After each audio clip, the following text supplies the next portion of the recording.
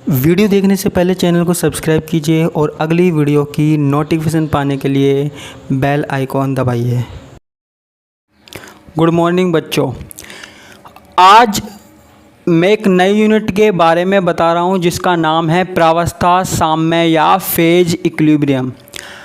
देखो, सबसे पहली बात मैं बात बोलना चाहता हूँ। अगर आपकी वीडियो ब्लर आ रही है, वीडियो में कोई प्रॉब्लम आ रही है, तो जो साइड में 3 डॉट है ना, उस पर क्लिक करना और उसमें क्वालिटी के ऑप्शन में 480 पिक्सल सेलेक्ट करना, तो आपकी वीडियो शानदार आएगी, गजब आएगी, जैसे हमारी पढ़ाई गजब चलती है। अब देखो, अब बात करते हैं हम फेज इक्विलिब्रियम की, प्रावस्था साम्य की। ये हमारे पास नई यूनिट है, इसके बारे में हम बात करते हैं। देखो, सबसे पहली बात हमने थर्मोडायनेमिक्स में तंत्र के बारे में पढ़ा था। हमने थर्मोडायनेमिक्स में तंत्र के बारे में पढ़ा था या सिस्टम के बारे में पढ़ा था। एक बार मार्कर ले लेता हूँ, रुको 2 मिनट। तंत्र के बारे में पढ़ा था या सिस्टम के बारे में हमने पढ़ा था। सिस्टम क्या होता है, तंत्र क्या होता है? कोई भी चीज़ है, कोई भी ब्रह्मांड में कोई भी वस्तु है, वो तंत्र कहला सकता है। लेकिन कब? जब हम उसके बारे में पढ़ रहे हैं, अध्ययन कर रहे हैं। ये मार्कर, ये तंत्र है, ये तंत्र है, सिस्टम है, अगर हम इसके बारे में पढ़ रहे हैं। और इसके अलावा जो पूरा भाग है ब्रह्मांड का, वो कहलाता है परिपार्श्विक। किसी भी चीज़ पर अध्ययन कर रहे हैं, हम इस बोर्ड पे अध्ययन कर रहे हैं, तो ये हमारे पास क्या कहलाता है? सिस्टम कहलाता है, तंत्र कहलाता है। इसके अलावा जो पूरा भाग है वो परिपार्श्विक कहलाता है, सराउंडिंग कहलाता है। ठीक है। अब तंत्र है 2 प्रकार के हो गए। एक तो है समांगी तंत्र और एक हो गया हमारे पास विषमांगी तंत्र। 2 प्रकार के तंत्र हो गए, यानी कि होमोजीनियस सिस्टम और एक है हेट्रोजीनियस सिस्टम।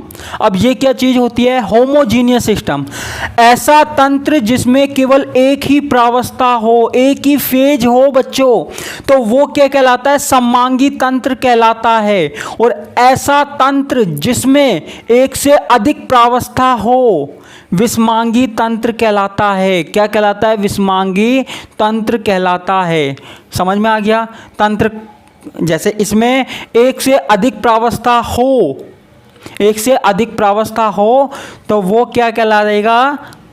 विषमांगी तंत्र। और एक ही प्रावस्था हो तो वो क्या कहलाएगा? समांगी तंत्र, यानी कि होमोजीनियस सिस्टम। ये समझ में आया होगा, मुझे पता है।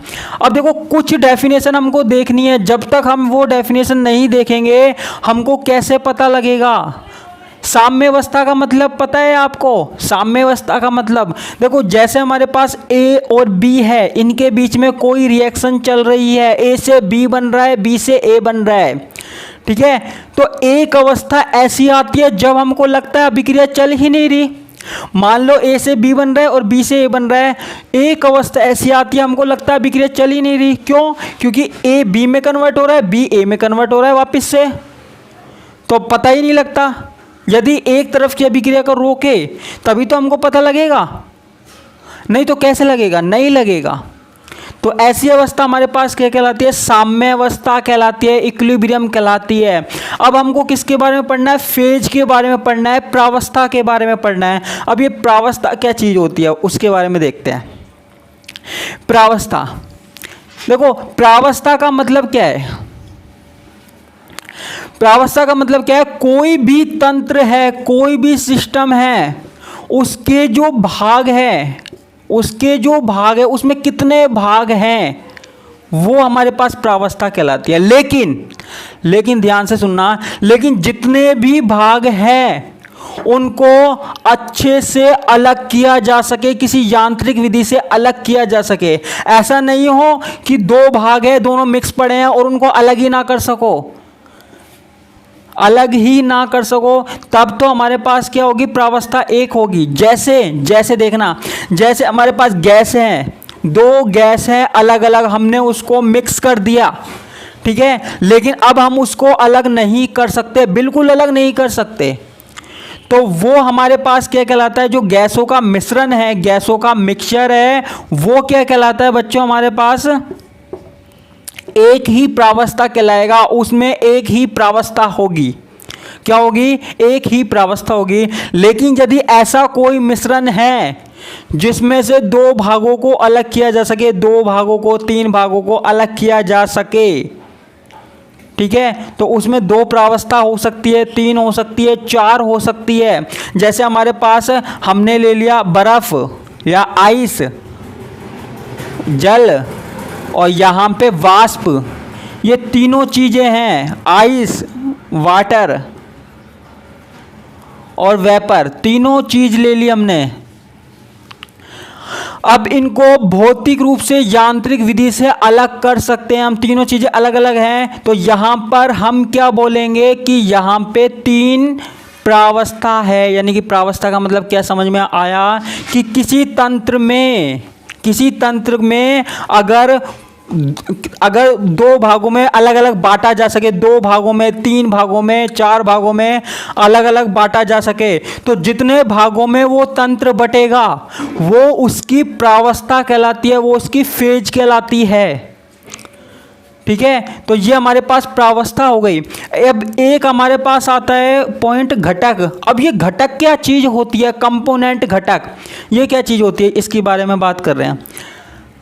देखो, अब हमारे पास जो प्रावस्था थी, प्रावस्था की बात की थी, प्रावस्था का जो संगठन है, प्रावस्था का जो संगठन है, जैसे प्रावस्था हमारे पास हो गई बर्फ, जल, वाष्प, उसका जो संगठन है, यानी कि प्रावस्था किस किस चीज से मिलकर बनी हुई है। अब जैसे बर्फ है, बर्फ किससे मिलकर बनी हुई है, H2O, ठीक है, तो ये इसका क्या हो गया, संगठन हो गया। जल किससे मिलकर बना हुआ है, वो भी H2O आप कहोगे, और वाष्प किससे मिलकर बनी हुई है, वो भी H2O। तीनों किससे मिलकर बने हुए हैं, H2O से, दो हाइड्रोजन और एक ऑक्सीजन से। तो घटक क्या हो गया, घटक वो राशि हो गई जिसके द्वारा घटक वो अवयव हो गया या कंपाउंड यौगिक हो गया जिसके द्वारा प्रावस्था को प्रदर्शित किया जा सके, प्रावस्था के संगठन को प्रदर्शित किया जा सके।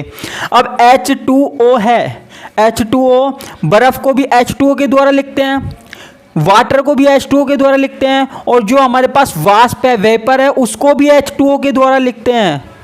तीनों को H2O के द्वारा लिख सकते हैं। तो अगर ऐसा कोई तंत्र हो जिसमें बर्फ, जल और वाष्प तीनों हो, बर्फ, जल, वाष्प तीनों हो, तो उन तीनों को किसके द्वारा लिख सकते हैं, H2O के। तो हमारे पास क्या होगा, घटक एक होगा। घटक क्या होगा, एक होगा, यानी कि हम इन तीनों को एक ही घटक के द्वारा प्रदर्शित कर सकते हैं, एक ही कंपोनेंट के द्वारा प्रदर्शित किया जा सकता है। ठीक है, अब आगे की बात करते हैं। ये हमारे पास क्या हो गया, घटक हो गया, ये आपके पास समझ में आ गया। ऐसे ही हमारे पास क्या है, CaCO3, कैल्शियम कार्बोनेट, इसको किसी एक घटक के द्वारा प्रदर्शित नहीं किया जा सकता। CaO प्लस CO2 में टूट जाता है। ये किस में टूट जाता है, CaO प्लस CO2। यदि इस तरीके का कोई तंत्र है तो इस तंत्र में हमें कोई दो घटक लेने पड़ेंगे, या तो ये दोनों लेने पड़ेंगे या ये दोनों लेने पड़ेंगे, कोई ना कोई घटक लेने पड़ेंगे। लेकिन सिर्फ एक घटक के द्वारा ये पूरा तंत्र प्रदर्शित नहीं किया जा सकता। अगर आप बोलो कि ये पूरे तंत्र को सिर्फ इससे प्रदर्शित कीजिए तो नहीं किया जाएगा, या फिर इससे प्रदर्शित कीजिए वो भी नहीं हो सकता, और CO2 से तो बिल्कुल भी नहीं हो सकता। तो यानी कि घटक क्या हो गए, जिससे किसी तंत्र के प्रावस्था के संगठन को प्रदर्शित किया जा सके, वो क्या होते हैं, घटक कहलाते हैं। ठीक है, एक तीसरा पॉइंट और आता है, स्वतंत्रता की कोटि। क्या आता है, स्वतंत्रता की कोटि, या इसको हम बोलते हैं डिग्री ऑफ फ्रीडम।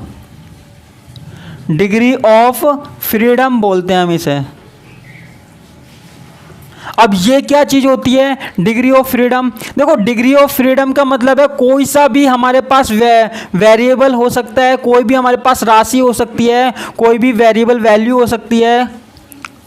ठीक है, जैसे हमारे पास टेम्परेचर, ताप, दाब, है ना, ताप, दाब, सांद्रता।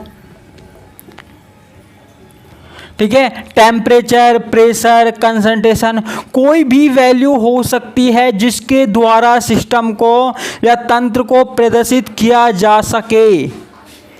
वो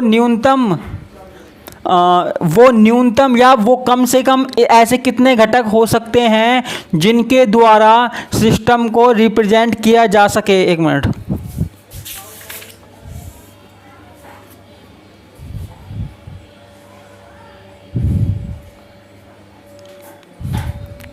सॉरी बीच में डिस्टरबेंस हो गया था, कॉल आ गया था बीच में, ठीक है, सॉरी।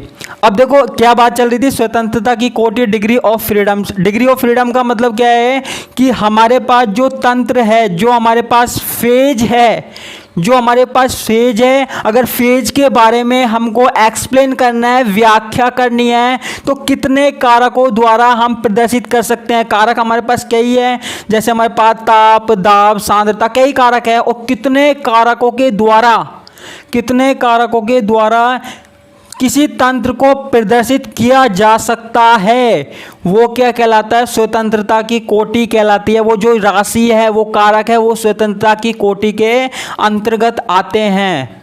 तो ये हमारे पास सिंपल सी बात हो गई। आगे जो इसमें तंत्र है उसकी बात हम अगले लेक्चर में करेंगे।